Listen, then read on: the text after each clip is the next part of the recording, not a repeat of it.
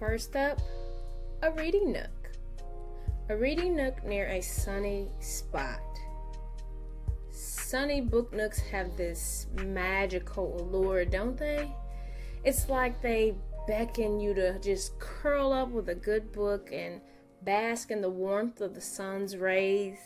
There's something inherently comforting about the combination of natural light, cozy corners, and the promise of adventure between the pages. Here's how to make the magic happen. A. Grab some floor cushions. B. Get throw pillows from your couch or bedroom. Or C. Rearrange a seat in your living room or grab a chair from around the house and place it near a window. Boom. You're done. Have your book and have a nook.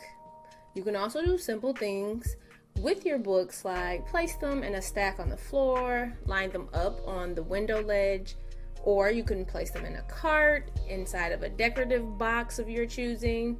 You can put them on a nice wooden tray. Floating wall shelves also work, or you can add a tree book stand, etc., etc.